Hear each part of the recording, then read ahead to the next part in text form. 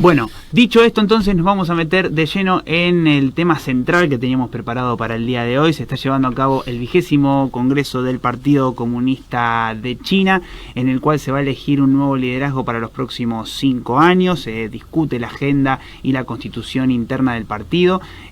Vamos a analizar aquí en el piso este tema, pero también tenemos un invitado. Ya está en comunicación con nosotros Sebastián Schulz. Él es docente de la Universidad Nacional de La Plata, sociólogo e investigador del Centro de Estudios Chinos del Instituto de Relaciones Internacionales de la Universidad de La Plata. Hola Sebastián, Santiago Toffoli y Emilio Ordóñez te saludan desde Rosario. ¿Cómo estás? ¿Cómo andan? Santiago, Emilio, un gusto hablar con ustedes. Bueno, el gusto es nuestro. Muchas gracias por tomarte este ratito para charlar con nosotros. Bueno, Sebastián, ¿con qué podemos arrancar, no? Se descuenta que Xi Jinping será electo por un nuevo mandato, algo inédito en el liderazgo del Partido Comunista Chino. Algunos analistas anuncian que las principales discusiones pasan por la política de COVID-0, por la reunificación con Taiwán, por la economía china, que se está experimentando un cierto desaceleramiento con respecto a los años anteriores.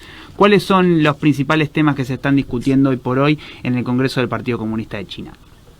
Bueno, sí, como vos decís, ese Congreso del Partido, digamos, y que no es un dato menor teniendo en cuenta el sistema político chino, un sistema político en donde el partido tiene una fuerte incidencia en la política de Estado, y bueno, en ese marco, las elecciones presidenciales van a ser el año que viene, o por lo menos la elección del presidente. Este año se está llevando adelante ahora el Congreso que va a elegir el secretario general y las principales líneas directrices para los próximos 5 años en China. Y como vos decís, digamos, se descuenta que Xi Jinping va a ser reelegido como secretario general del partido. Y bueno, el día domingo de China, el día lunes aquí, digamos, Xi Jinping dio su discurso de inauguración.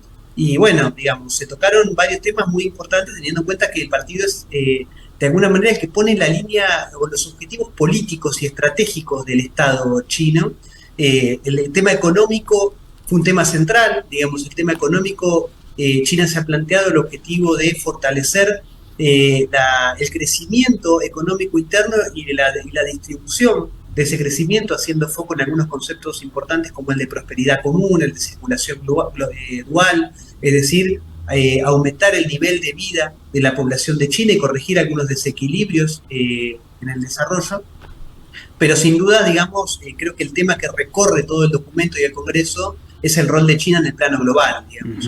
De hecho, por ejemplo, la palabra seguridad aparece en más del doble de veces que la palabra economía, para que te des una idea de lo que es el tono del documento, en donde se resalta todo el tiempo la situación internacional de tensiones, de crisis, de desafíos para este reascenso de China y cómo China debe estar preparada para hacer foco a esta nueva etapa en la que se camina el gigante asiático.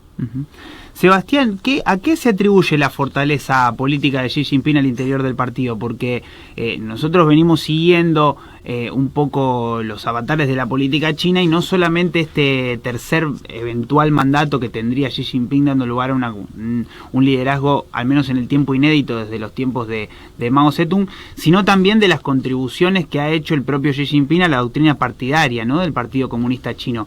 ¿A qué se le atribuye la fortaleza al interior del partido del actual jefe de Estado de China?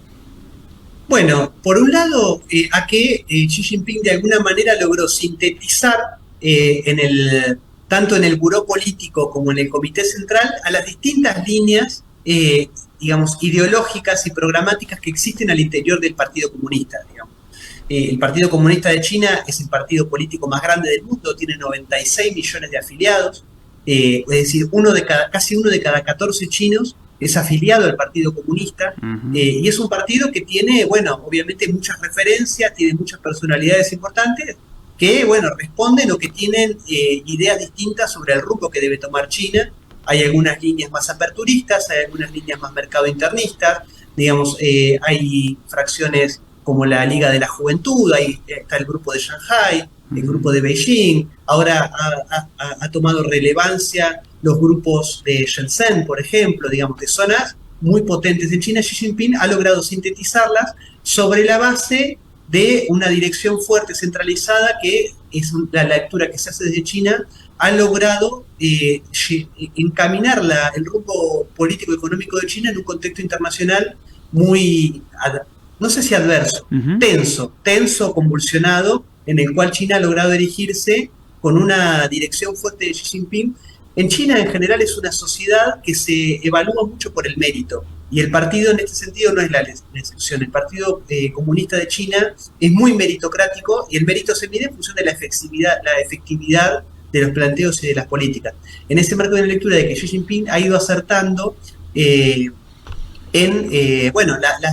algunos conceptos clave que ha propuesto, como un nuevo concepto de desarrollo, o la iniciativa de la franja y la ruta, la potencialidad que le ha dado Xi Jinping al bloque BRICS o a la Organización para la Cooperación de Shanghái, el apuntalar y poner en el centro de la política china el socialismo con características chinas. Ahora últimamente ha aparecido en los últimos años un nuevo concepto de Xi Jinping, que es el de comunidad de destino compartido para la humanidad. Es decir, se ve una continuidad histórica, obviamente en términos de proceso, y en un continuum que recorre desde Mao, Deng Xiaoping y hoy Xi Jinping, digamos. Son los tres grandes figuras que están mencionadas en la Constitución Nacional. Sebastián, te hago una pregunta con relación a eventos que ocurrieron o que habrían ocurrido hace un par de semanas. Hubo muchas incógnitas en torno a un supuesto golpe de Estado, que no lo hubo, pero sí hubo movimientos militares, o por lo menos inquietud dentro del partido, y nunca hubo nada claro al respecto. Lejos estoy de preguntarte si sabes lo que pasó, simplemente planteo la siguiente pregunta. Leí en algunos análisis que decían que el hecho que se esté dando ahora la fecha marcaba que Xi Jinping había podido cerrar asuntos importantes, o había limado asperezas con estos grupos de decisión que vos estabas recién refiriendo. Mi pregunta pasa por esto. Esto que ocurrió hace un par de semanas, y que aparentemente habría terminado acá, de alguna manera cimenta el liderazgo de Xi Jinping definitivamente al interior del partido. Y tal vez una segunda pregunta, me tomo la libertad, es la siguiente. Se hablaba en el mismo sentido de que podía ser nombrado presidente del Partido Comunista, lo cual el último presidente del Partido Comunista creo que fue Mao, y en este sentido había inquietud en Occidente, más que nada por las consecuencias de un liderazgo autoritario, o crecientemente autoritario, y ya despojado de los pesos y contrapesos que aparentemente el partido plantea con respecto a las reelecciones indefinidas. Todo esto coadyuva a cimentar el poder de Xi Jinping, deja algunos conflictos de lado para resolverlos después. ¿Cuál es tu opinión en este gran panorama, perdón la extensión de la pregunta, en este gran panorama que se plantea? Bueno, sí, o sea, obviamente uno desde afuera ve el gobierno chino y ve específicamente el Partido Comunista como un partido monolítico, digamos, como un partido en donde hay una uniformidad, digamos, lo vincula con un autoritarismo entendido como donde hay, digamos, la voz de Xi Jinping tiene carácter de ley prácticamente, y en realidad eso no es linealmente así. Digamos, un partido de 96 millones de miembros, obviamente existen diferentes líneas al interior del partido, y líneas muy fuertes que compiten entre sí y que intentan instalar ideas o visiones distintas, en donde Xi Jinping ha logrado, digamos, armonizarlas en función del crecimiento de China, dándole lugar a unas o a otras, lo que no quita que Xi Jinping, desde el inicio de su gestión como secretario general del partido y como presidente, haya avanzado en una disputa fuerte con los sectores más críticos a la actualidad de China.